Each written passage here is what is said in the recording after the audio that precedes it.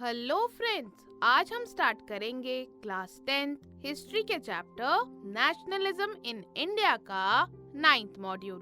Friends, पिछले module में हमने पढ़ा रिबेलियन इन द कंट्रीसाइड इस टॉपिक के बारे में, और आज इस मॉड्यूल में हम इसी टॉपिक के बारे में और डिटेल में जानेंगे और देखेंगे कि ट्राइबल्स का नॉन कोऑपरेशन में पार्टिसिपेशन क्या था, क्यों ट्राइबल्स ने नॉन कोऑपरेशन मूवमेंट में पार्टिसिपेट किया। तो इन तमाम चीजों के बारे में आज हम इस मॉड्यूल में जानेंगे। तो चलिए शुरू करते हैं हमारा आज का मॉड्यूल। तो फ्रेंड्स, जैसे कि हमने पिछले मॉड्यूल में पढ़ा कि पेजेंट्स का रिवोल्ट किसके अगेंस्ट था, बताइए। करेक्ट, तालुकदार्स और लैंडलॉर्ड्स के अगेंस्ट था। यानी पेजेंट्स के लिए स्वराज का मतलब अलग था, और ऐसे ही ट्राइबल पेजेंट्स जो थे उनके लिए भी स्वराज का मतलब बिल्कुल अलग था। यानी कि ट्राइबल पेजेंट्स ने भी बाकी जो पेजेंट्स थे उनकी तरह महात्मा गांधी के मैसेज को और स्वराज के आइडिया को अलग तरीके से इंटरप्रेट किया। जिस तरह पेजेंट्स का मूवमेंट ब्रिटिश के अगेंस्ट कम और तालुकदार्स और लैंडलॉर्ड्स के अगेंस्ट ज्यादा था, तो इससे क्लियरली पता चलता है कि अलग अलग सोशल ग्रुप्स के लिए स्वराज का मीनिंग भी अलग अलग था। यानी अलग अलग सोशल ग्रुप्स जो थे उन सभी के लिए जो स्वराज का मतलब था वो उनके अपने नीड्स के हिसाब से, जो उनके साथ परिस्थिति थी उस हिसाब से उनका मतलब वो स्वराज के लिए इंटरप्रेट कर लेते थे। फ्रेंड्स, अर्ली 1920s में आंध्र प्रदेश के गुडेम हिल्स में एक मिलिटेंट गुरिल्ला मूवमेंट स्प्रेड हुआ। अर्ली 1920s में आंध्र प्रदेश के गुडेम हिल्स में एक मिलिटेंट गुरिल्ला मूवमेंट स्प्रेड हुआ। फ्रेंड्स, गुरिल्ला वॉर यानी जब एक स्मॉल ग्रुप ऑफ सोल्जर्स जो ऑफिशियल आर्मी का हिस्सा नहीं है वो लड़ते हैं, तो उसको गुरिल्ला वॉर बोलते हैं, आप जानते ही होंगे। तो इसी तरह का एक मिलिटेंट गुरिल्ला मूवमेंट स्प्रेड हुआ गुडेम हिल्स में आंध्र प्रदेश में। फ्रेंड्स, ये जो स्ट्रगल था ये ऐसे फॉर्म में स्प्रेड हुआ जिसे कांग्रेस अप्रूव नहीं कर सकती थी। यानी ये स्ट्रगल वायलेंट फॉर्म में स्प्रेड हो रहा था और कांग्रेस वायलेंस के अगेंस्ट थी। लेकिन फ्रेंड्स, ये मूवमेंट आखिर शुरू हुआ क्यों, ये जानते हैं। तो फ्रेंड्स, गुडेम हिल्स में बाकी रीजन्स की तरह कॉलोनियल गवर्नमेंट ने यानी ब्रिटिश ने लार्ज फॉरेस्ट एरियाज क्लोज कर दिए थे। जी हाँ, ब्रिटिश ने क्या किया था, लार्ज फॉरेस्ट एरियाज बंद कर दिए थे, जिसकी वजह से अब ट्राइबल्स अपने कैटल को ग्रेज कराने के लिए फॉरेस्ट में एंटर नहीं कर सकते थे और ना ही वहां से फ्यूल वुड यानी लकड़ियां खाना बनाने के लिए और फल सब्जियां ये कुछ भी कलेक्ट नहीं कर सकते थे। और हम सभी जानते हैं कि ट्राइबल्स जो हैं वो अपनी नीड्स के लिए किस पर डिपेंडेंट होते हैं, आपने जूनियर क्लासेस में भी पढ़ा होगा। करेक्ट, फॉरेस्ट पर डिपेंड करते हैं ट्राइबल्स अपनी नीड्स के लिए। तो फ्रेंड्स, इतनी रिस्ट्रिक्शंस जो ब्रिटिशर्स ने लगाई थी उन्होंने हिल पीपल को, ट्राइबल्स को काफी ज्यादा एंग्री कर दिया, एनरेज कर दिया। वो लोग बहुत ज्यादा गुस्से में आ गए। फ्रेंड्स, इन रेस्ट्रिक्शन से उनके लाइवलीहुड्स को बहुत ज्यादा असर पड़ा, पर लाइवलीहुड्स के साथ साथ उन्होंने ये भी फील किया कि उनके ट्रेडिशनल राइट्स वो उनको नहीं मिल रहे थे। मतलब ये जो रोक टोक ब्रिटिशर्स ने लगा दी थी, फॉरेस्ट में एंटर नहीं कर सकते, अपने कैटल को ग्रेज नहीं करवा सकते, लकड़ियां फल कुछ भी नहीं कलेक्ट कर सकते। तो ये जो तमाम चीजें हुई, इनसे जो लोग थे, हिल पीपल थे, उनकी लाइवलीहुड्स में तो बहुत ज्यादा असर पड़ा। लेकिन उन्होंने ये भी रियलाइज किया कि उनके जो राइट्स थे, अधिकार थे, वो भी उनको नहीं मिल रहे थे जो सदियों से उनको मिलते आ रहे हैं। अब गवर्नमेंट उन्हें फोर्स करने लगी कि वो रोड बिल्डिंग में काम करें और वो भी बिना पेमेंट के। यानी क्या करें, बेगर करें। याद है ना, forced labour without any payment, इसे ही बेगर कहते हैं।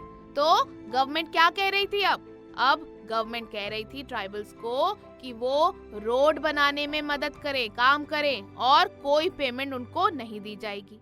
और इसी वजह से हिल पीपल ने, ट्राइबल्स ने रिवोल्ट शुरू किया। फ्रेंड्स, इन लोगों को जो पर्सन लीड कर रहे थे वो एक इंटरेस्टिंग फिगर के रूप में उभरे। कौन थे ये लीडर, जानते हैं आप?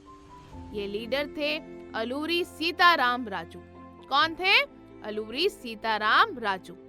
ये जो लीडर थे अलूरी सीताराम राजू, ये क्लेम करते थे कि उनके पास कई वैरायटी की स्पेशल पावर्स हैं, स्पेशल शक्तियां हैं। जैसे वो बिल्कुल सही एस्ट्रोलॉजिकल प्रेडिक्शन यानी भविष्यवाणी कर सकते हैं, साथ ही लोगों को ठीक कर सकते हैं, और ये भी कहते थे वो कि उनको बुलेट शॉट्स भी नहीं मार सकते।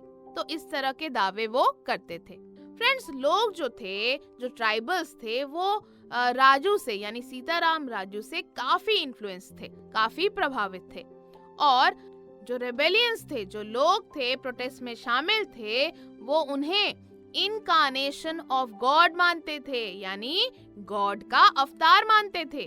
फ्रेंड्स, राजू महात्मा गांधी की ग्रेटनेस के बारे में बात करते थे और कहते थे कि वो नॉन कोऑपरेशन मूवमेंट से बहुत ज्यादा इंस्पायर्ड हैं, प्रभावित हैं। इसीलिए उन्होंने लोगों को कहा कि वो खादी के कपड़े पहने और लिकर पीना, शराब पीना छोड़ दे।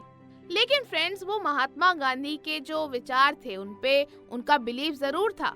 जो सीताराम राजू थे वो बहुत ज्यादा इन्फ्लुएंस थे गांधी जी के नॉन कोऑपरेशन मूवमेंट से, खादी और लिकर ना पीने की, खादी क्लोथ्स पहनने की, ये जो तमाम बिलीव्स थे गांधी जी के, सीताराम राजू इन पे बहुत ज्यादा बिलीव करते थे। लेकिन साथ ही राजू का ये भी मानना था कि इंडिया नॉन वायलेंस से फ्रीडम नहीं पा सकता। मतलब गांधी जी तो कहते थे कि नॉन वायलेंस होना चाहिए, वायलेंस नहीं होना चाहिए, लेकिन राजू, जो सीताराम राजू थे ऑन द कॉन्ट्रडिक्टरी साइड, वो ये कहते थे कि इंडिया नॉन वायलेंस से फ्रीडम नहीं पा सकता, बल्कि सिर्फ फोर्स यानी वायलेंस यूज करके ही इंडिया फ्री हो सकता है। तो राजू की लीडरशिप में गुडेम रिबेल्स ने पुलिस स्टेशंस पर अटैक किए, ब्रिटिश ऑफिशियल्स को मारने की कोशिश की और स्वराज पाने के लिए गुरेला वॉरफेयर जारी रखा। फ्रेंड्स, राजू को 1924 में कैप्चर करके मार दिया गया, पर लोगों के लिए राजू एक फोक हीरो बन गए थे, यानी एक ऐसे हीरो जिसके किस्से वो आगे जनरेशंस तक सुनाएंगे।